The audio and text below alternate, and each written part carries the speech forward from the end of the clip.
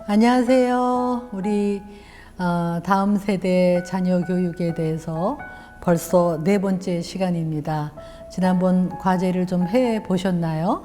네, 가정은 그렇게 환영받고 인정받고 용납받는 그런 조건 없는 사랑이 행복한 가정이 되어야 되지요. 예, 계속해서 오늘은 네 번째 시간으로 들어가겠습니다.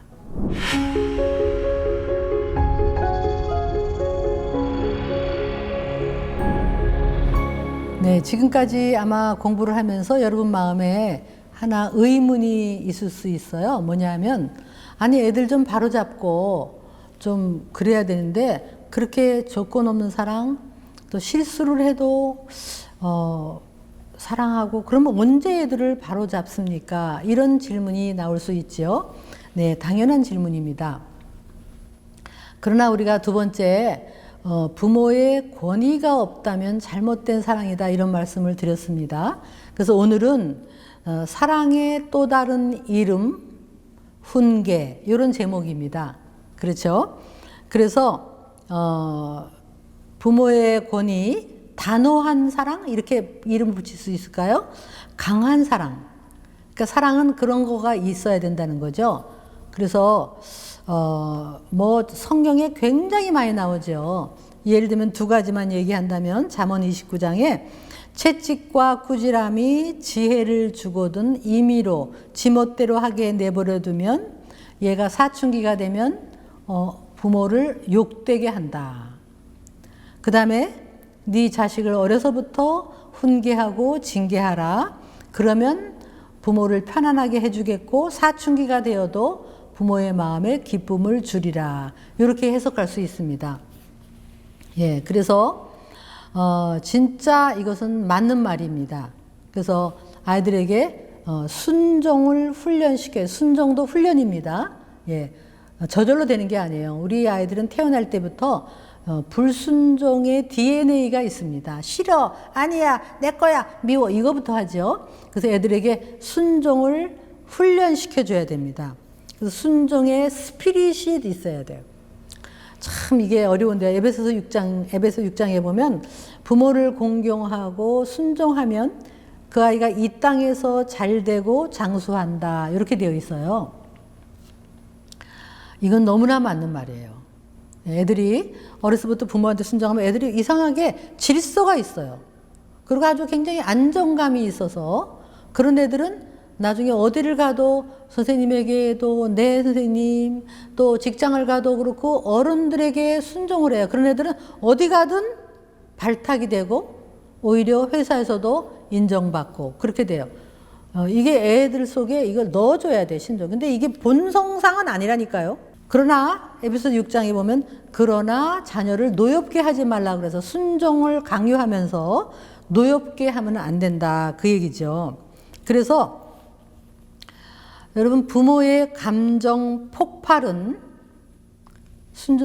훈계가 아니에요. 여러분이 감정을 컨트롤 못하면 애들한테 훈계하면 안 됩니다. 예.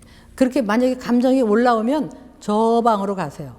가가지고 하나 둘 셋 넷 하게 쉬고 생각해 보세요. 내가 정말 얘를 위한 이게 훈계인가 아니면 내가 뭐 남편이나 아내나 뭐가 다른 일로 화가 나서 하는 게 아닌가.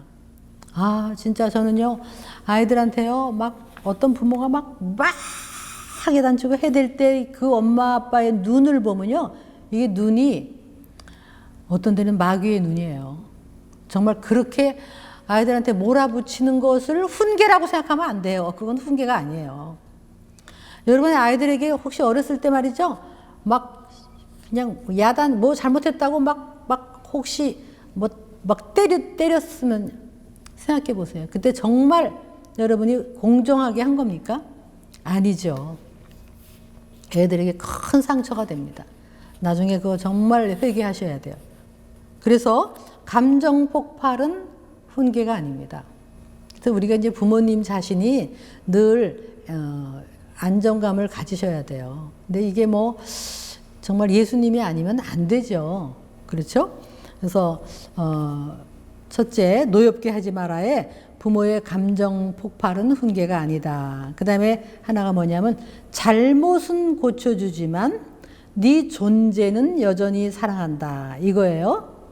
그래서 여러분이 이제 그게 조건 없는 사랑하고도 연결이 되지만 얘가 거짓말을 해요. 그러면 거짓말은 고쳐줘야 돼요. 그죠? 거짓말은 고쳐줘야 되지만 얘가 거짓말쟁이, 너 거짓말쟁이, 너 그러면 엄마가 미워할 거야. 이렇게 하면 안 된다는 거예요. 내가 너를 사랑하는데 거짓말은 안 되는 거야. 이렇게 고쳐줘야 돼요. 그죠? 그리고 그래서 여러분 상처를 주지 말아야 되는데요. 예를 들면 어떤 엄마가 아이를 이렇게 말 안 들으면요. 화장실에다가 집어넣고 불을 끄고 네가 반성하고 나와 이렇게 했대요. 근데 어느 날 이제 또 애를 갖다가 너 들어가. 너 들어가. 그러면 애가 이제 당연히 엄마가 화가 나면 이제 들어가는 거예요. 불을 끄고 있었는데 엄마가 깜빡 잊어먹고 거의 뭐 어디를 이렇게 갔다 왔나 봐요. 한 20분, 30분 동안. 그 애가 막 울고 그러는데 아유, 이제 네가 잘못했으니까 그런 거야 하고 이제 끄집어낸 거예요. 그 얘가 이제 야단만 치면 화장실에 들어갔는데 지금 얘가 20살인데요. 얘가 폐쇄공포증에 걸렸어요. 엘리베이터를 못 타고 지하철 타는 걸 힘들어하고 그게 얘한테 두려움으로 남은 거죠. 예, 그런 훈계는 안 되는 거죠. 그리고 얘한테 죄책감을 주면서 네가 얼마나 나쁜 줄 알아? 너 정말 나쁘대야. 막 이렇게 하면서요. 너 하나님이 너 벌 주셔. 막 지옥 가. 뭐 이런 소리는 여러분 그거는 훈계가 아니죠. 네. 그래서 이제 얘를 고쳐주는 거죠. 고쳐주는 거예요. 그래서 어떤 아이가 슈퍼에서요. 이렇게 귤이 이렇게 있는데 귤을 하나 가지고 온 거예요. 가지고 왔는데 너 이거 알고 보니 집에서 물어보니까 얘가 귤을 돈을 안 내고 갖고 온 거예요. 훔친 거죠. 이제 이 엄마가 너무 애를 훈계를 잘하고 싶어갖고 너 훔쳐오면 하나님이 막 뭐 도둑질하지 말라 그랬어. 너 지옥 가. 뭐 경찰 아저씨가 잡아간다. 뭐 너 경찰한테 전화한다. 막 전화해서 잡아간다. 막 이러면서 하고 그래갖고 얘가 지금 좀 어른이 됐는데요. 이분이 얘기하는 거예요. 자기는 지금 절대로 남의 물건을 안 훔치는데 슈퍼에 가면요. 귤이 이렇게 있으면요. 마음에 막 불안이 있대요. 훔칠까 봐. 왜냐면 나도 모르게 손이 갈까 봐 막 불안감이 있대요. 여러분 어떻게 고쳐야 돼요? 그럴 때는 귤을 갖고 왔으면 물어보고 너 귤, 엄마 이거 내가 그러면 그랬어? 그리고 같이 손 붙잡고 가는 거예요. 가갖고 가서 아저씨 우리 딸이 이 귤을 아까 그냥 갖고 왔어요. 하면서 돈을 이렇게 내면서 죄송합니다. 앞으로는 절대로 안 그럴 거예요.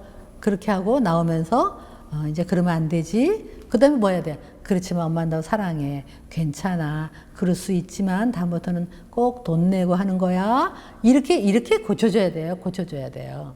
예. 그런 식으로 얘가 이 상처가 되지 않게 하라는 거예요. 또 어떤 데는 막 열등감을 주는 거예요. 뭐라 열등감을 주면서 너는 쟤보다 못한다. 뭐 이렇게 막 비교하는 것도 비교의식을 주는 것도 안 돼. 그런 식으로 상처를 주지 말라는 거죠.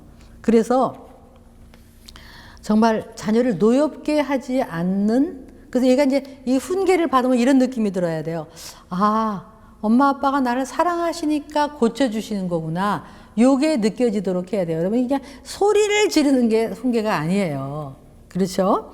이제 가장 중요한 게 4번이에요. 가장 중요한 거는 부부가 한 뜻이어야 돼요. 예를 들면 엄마가 안 된다 그러는데 아빠는 그거 해가지고 왜 그래? 걔가 뭘 안다고 이렇게 하면 안 되고요. 아빠가 뭐라 그러면 당신은 뭐 잘했어? 괜히 애한테 화풀이야? 뭐 이렇게 하면 애는요. 눈치꾼이 되죠.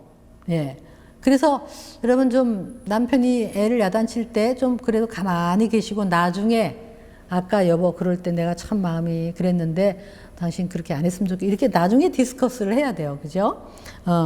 그래서 부부 중에서 한 사람이 결정하세요. 내가 야단을 칠 때라도 당신은 가만히 있으라고. 예. 이렇게 하고, 이렇게 하는데요. 이제 예를 들면 또 할머니, 할아버지들이 계실 수 있죠. 근데 이제 할머니, 할아버지는 이제 특히 이 무조건적인 사랑을 많이 하잖아요. 그래서 이제 애 엄마가 야단치면 굉장히 이제 마음이 상해요. 그래도 가만히 계셔야 돼요. 할머니, 할아버지도. 그렇죠? 예를 들면 엄마가 이제 막 테레비 그만 봐! 테레비 그만 봐! 그러고 애를 막 그러잖아요. 그러면 가만히 계셔야 돼. 근데 그거 해가지고 왜 그러냐? 할미 방으로 와라. 내가 틀어줄게. 요러시면 안 되죠. 근데 제가 이렇게 안 되는 거 아는데도요. 우리 이제 외식을 하고 있었어요. 근데 이제 우리 사위가 큰애 우리 손주 9살, 그때 9살이었나. 얘를 막 밥 먹는 데서 야단을 치는 거예요. 그래서 내가 막 마음이 너무 상하는 거예요. 그래서 내가 그냥 참느라고 막 참으면서 그냥 이러고 있었는데요.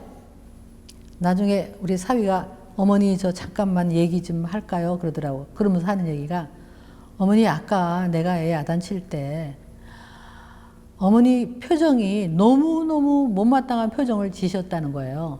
그래서 내가 아무 말 안 했어. 그랬더니 벌써 애가 야단을 맞으면서 할머니를 자꾸 쳐다보지 않았냐 이거죠. 할머니가 내 편이 되나 하고. 근데 제가 좀 그렇더라도 나중에 말씀하시면 제가 다 듣겠지만 그때는 그러지 마시고 가만히 계셨으면 좋겠어요. 요러는 거예요. 그래서 내가 알았어. 그러면서 내가 그랬는데요. 애가 눈치를 다 봐요. 내 편을 누가 들어주나 하고 다 보죠. 네, 그렇게 하면, 그래서 참 이 부부가 같이 이거 가지고 좀 어떤 집은요, 이거 가지고 싸워요. 애를 야단 칠 거냐, 안 칠 거냐, 이거 가지고 싸우죠. 그래서 이런 공부를 하셔야 돼. 기준이 같아야 돼, 기준이.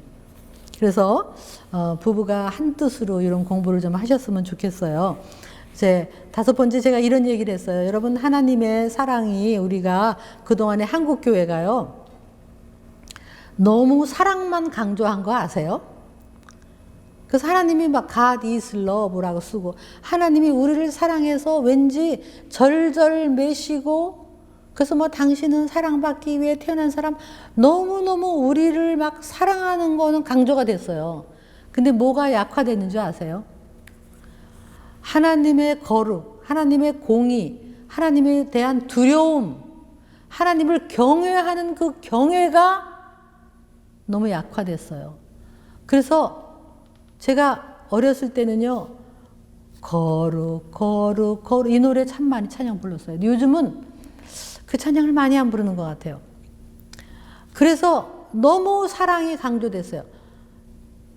그런데 여러분, 우리가 회복돼야 될 것은 하나님은 사랑이시지만 두려운 분이에요. 공의로운 분이에요. 불의를 싫어하는 분이에요. 고린도전서 13장에도 사랑은 불의를 기뻐하지 않고 진리와 함께 기뻐하고 그런 게 있잖아요. 정말 우리들이 회복해야 될 것은 하나님의 공의, 그것이 회복되어야 될 시대인 것 같아요. 마찬가지로 부모가 사랑만 주면 안 돼요. 이게 밸런스를 맞춰야 돼요. 공의, 그러니까 권위, 부모의 권위가 없는 사랑은 애들이 그냥 우습게 여기는 거예요. 그래서 부모들이 약간 엄하게 하셔야 돼요. 그리고요, 옛날에는 우리가 밥을 먹을 때 아빠가 수저를 들기 전에는 애들이 기다렸어요.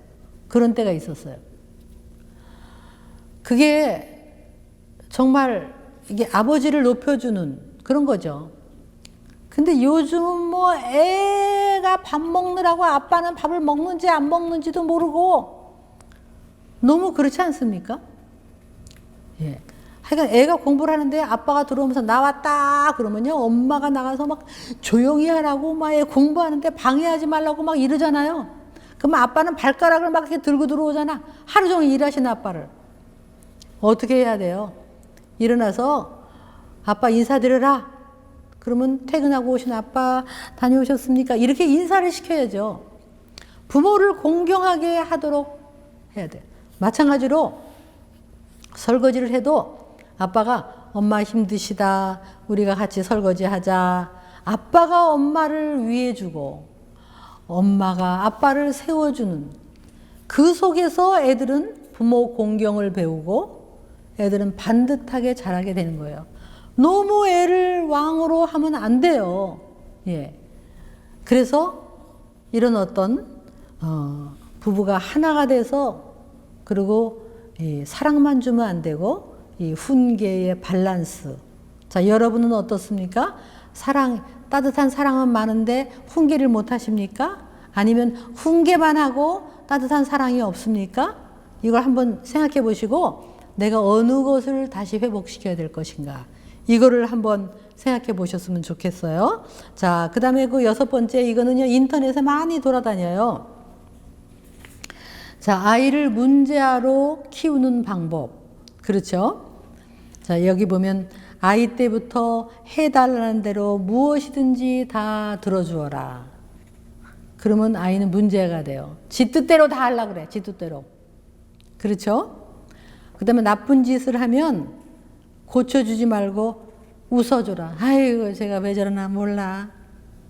그렇게 하면요, 나중에 아주 그냥 문제거리가 돼요. 감당할 수 없는 애가. 그 다음에 제한을 주지 마라. 그러면 스스로 제한을 할 줄 모르는 자녀가 되어 사회에서 큰 문제를 일으키는 자녀가 되고 만다. 그 다음에 아이가 큰 문제를 일으키면 저 애는 어릴 때부터 저 모양이어서 어쩔 수 없어. 언젠가 좀 나아지겠지. 라고 한탄만 해라. 여러분, 이런 예화가 있어요. 어떤 아이가 아주 마약을 하고 잘못을 해갖고 감옥에 들어간 거예요. 감옥에 들어가서 엄마가 면회를 간 거예요. 면회를 갔더니 엄마를 그냥 물어뜯듯이 막 거의 그런 모습으로 엄마가 어릴 때 내가 왜 안 되는 건 안 된다고 나한테 말하지 않았어요. 그 애가 이제 알아버린 거예요. 안 되는 건 안 된다고 말했으면 지금이 내가 아니라는 거죠. 얼마나 많은 우리 주위에 정말 귀한 집 아이, 부잣집 아이들이요, 마약에다가 막 그냥 비싼 자동차를 몰고 마음 놓고 제한 없이 댕기다가 사고 일으키고 그 부모가 피눈물을 흘리죠. 얼마나 사랑했겠어요. 얼마나 귀한 아이였겠어요. 어릴 때 놔둬라, 기죽이지 마라, 귀한 아이다. 그러면서 망치는 거예요. 이게 가문이 망가지는 일입니다. 여러분, 성경에 엘리 제사장이라고 아시지요?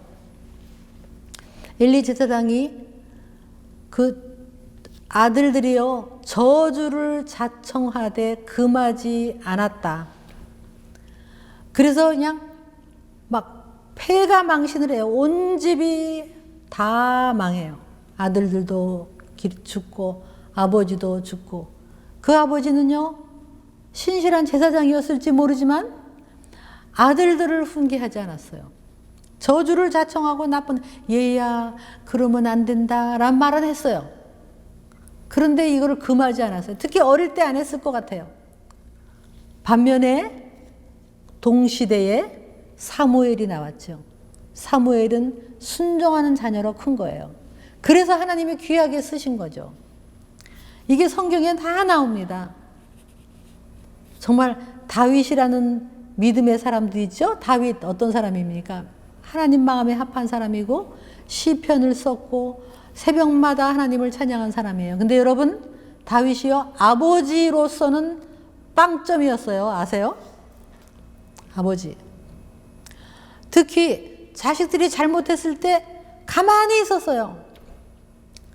그래서 막 그 압살롬도 아버지를 배반하고, 그 잘생긴 압살롬, 그 동생 아도니아도 또 배반을 해서 성경에 나와요. 어려서부터 너 어찌하여 그리하였느냐라는 말로 섭섭하게 한 일이 없었느니라. 그래서 애가 그렇게 돼버렸어요. 그래서 여러분, 솔로몬도 결국은 어렸을 때 그 제한을 주지 않았기 때문에 그냥 결국은 하나님을 떠났죠. 훈계는요, 아이들로 하여금 이 안에 질서, 제한, 그리고 말하면 자기 훈련 기능이 있어요. 셀프 디시플린이라는 기능이 생겨요. 안 되는 건 안 된다는 제한을 배우면서 안 되는 건 안 되는 거구나. 요 속에서 애들이 자기를 훈련할 수 있게 되는 거거든요.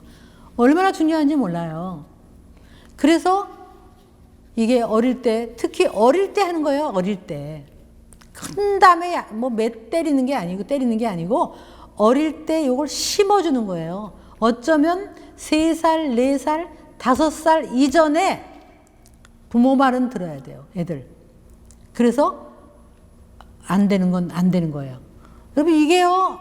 정말 모든 그 자녀 교육에 이게 적용이 되는 거예요. 어떤 어머니는 저한테 아이가 밥을 안 먹는데요. 밥을.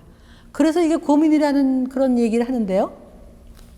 이것도요. 이 권위와 훈계라는 이걸로 한번 해보세요. 자, 예를 들면 이거예요. 밥을 안 먹으면 이렇게 하는 거예요. 좀 엄하게.